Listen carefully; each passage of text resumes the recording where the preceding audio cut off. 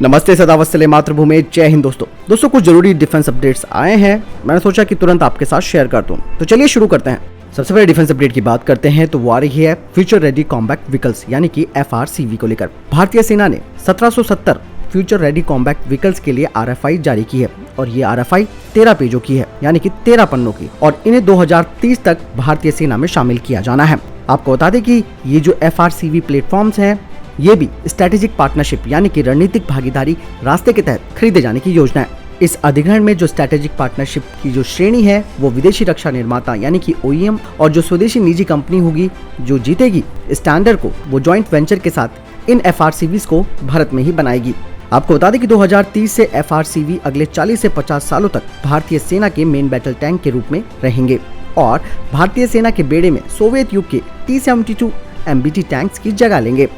भारतीय सेना ने फ्यूचर रेडी कॉम्बैट व्हीकल के लिए कुछ अवधारणाएं भी निर्धारित की हैं, यानी कि कुछ कॉन्सेप्ट भी दिए हैं कि इस तरीके से ये बनना चाहिए, जिसमें भारतीय सेना ने कहा है कि FRCV को ISR सिस्टम के बदले नए खतरों का मुकाबला करने और टेक्नोलॉजी का इस्तेमाल करते हुए अपनी जो ऑपरेशनल क्षमता है उसको बढ़ाने के लिए ये सिस्टम भारतीय सेना में शामिल होंगे, जो कि किसी भी तरीके के जो ग्राउंड फोर्सेस हैं उन्हें पावर देने के लिए और जीत को सुनिश्चित करने के लिए होने चाहिए। FRCV में कई विशेष तरीके की तकनीकें होनी चाहिए, जैसे कि आर्टिफिशियल इंटेलिजेंसी, सी थ्रू आर्म इसमें होने जरूरी है। इसके अलावा ये नेटवर्क सेंट्रिक और इलेक्ट्रॉनिक वॉरफेयर वातावरण में काम कर सकने वाले होने चाहिए। FRCV सभी इलाकों में काम करने में सक्षम होने चाहिए और इनकी एजाइलिटी और उच्च गतिशीलता भी होनी चाहिए ताकि विभिन्न इलाकों में इन्हें डिप्लॉय किया जा सके, क्योंकि भारत के जो बॉर्डर एरियाज हैं वो प्लेन्स भी हैं, ऊंचाई वाले क्षेत्र भी हैं। इसके अलावा मैदान, नदी, रेगिस्तान और काफी कम तापमान और काफी अधिक तापमान जैसे इलाके भारत में है, तो इन सब के हिसाब से भी इस तरीके के FRCVs बने होने चाहिए। FRCV का जो वजन है एक मीडियम वेट टैंक के बराबर होना चाहिए और इसका डिजाइन मॉड्यूलर होना चाहिए, और साथ ही इसे कहीं पर ले जाने के लिए जैसे कि हम रेल, सड़क, वायु और जहाजों का इस्तेमाल करते हैं उसमें इन्हें आसानी से ढोया जा सके, यानी किसी भी तरीके की कोई परिवहन यानी कि ट्रांसपोर्टेशन बाधा नहीं आनी चाहिए। FRCV में क्रू पॉड कॉन्सेप्ट के साथ 2/3 का क्रू कॉन्फ़िगरेशन होना चाहिए। FRCV में एक बड़ा कैलिबर, घातक, मॉडुलर और अपग्रेड करने योग्य हथियार प्रणाली भी होनी चाहिए, जिसे अलग अलग खतरों को खत्म करने और काउंटर मेजर्स की पेशकश करने की क्षमता हो।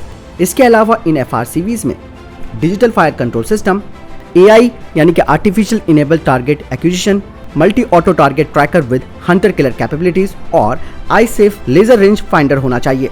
FRCV स्टैंग लेवल का होना चाहिए और वर्तमान, भविष्य या किसी भी तरीके के खतरे से निपटने के खिलाफ इसमें बेहतर संसाधन होने चाहिए। यानी कि FRCV के लिए RFI जारी कर दी गई है, जिसके लिए पूरा का पूरा क्लैरिफिकेशन इंडियन आर्मी ने दे दिया है और जो कि बहुत ही जबरदस्त है, क्योंकि ये FRCV अत्याधुनिक होंगे जो कि आधुनिक तकनीकों से लैस होंगे। इसके अलावा ये भारत के वातावरण के हिसाब से भी बनाए जाएंगे। अगली अपडेट इंडियन एयरफोर्स को लेकर आ रही है। इंडियन एयरफोर्स ने अपनी मिसाइलों के परीक्षण के लिए नोटम को जारी किया है।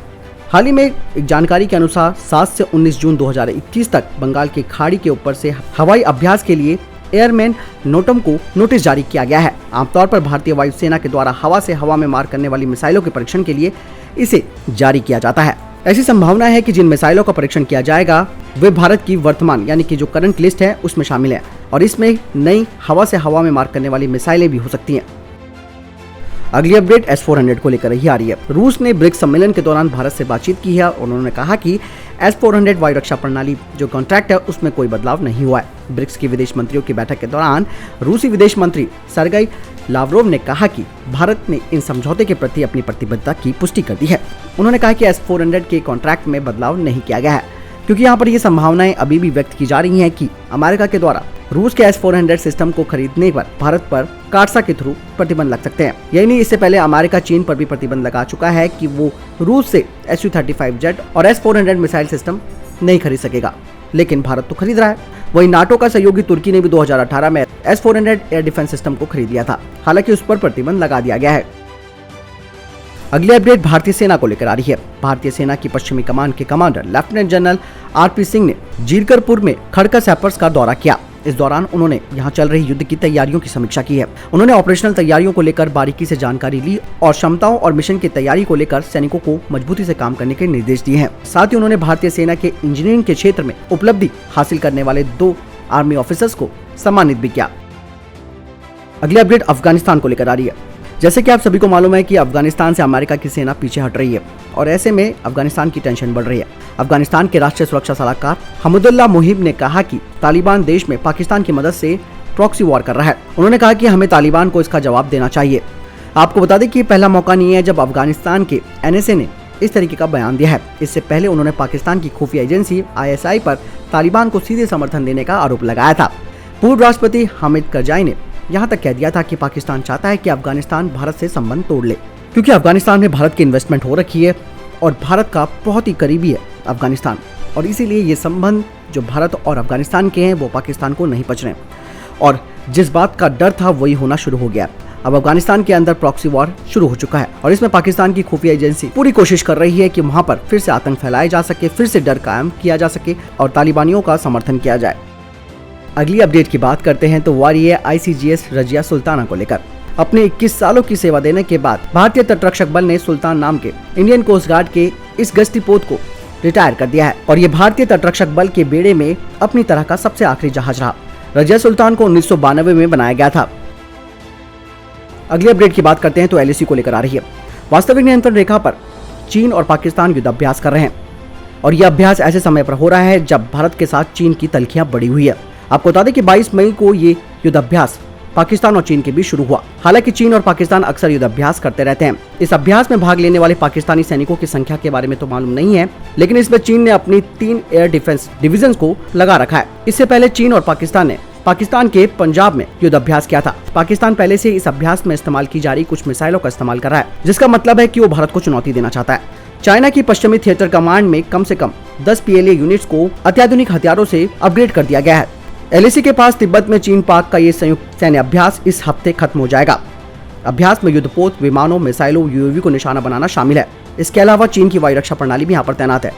चीन ने लो टू मीडियम एल्टीट्यूड सिस्टम यानी कि LY-80 को डिप्लॉय किया है, जिसकी रेंज 150 किलोमीटर है। इस ड्रिल में जहाज रोधी क्रूज मिसाइल यानी कि एंटी शिप क्रूज मिसाइल, जिसमें कि YJ-81, YJ-82, C-802 भी शामिल है। चीन सेना और वायुसेना के तत्वों को इंटीग्रेटेड करना चाहता है। इसके अलावा चीन की वायुसेना LAC के साथ सभी वायु रक्षा नेटवर्क जो एसेट्स हैं उनको मजबूत करने में लगा हुआ है। तो दोस्तों, ये थे अभी तक के टॉप डिफेंस और स्पेस अपडेट्स। वीडियो के संबंध में कोई प्रश्न जवाब है, आपका कोई सवाल है, आप कमेंट सेक्शन में लिखकर जरूर पूछ सकते हैं। बहरहाल इस वीडियो के लिए इतना ही। मिलता हूं नए वीडियो के साथ, तब तक के लिए जय हिंद, जय भारत।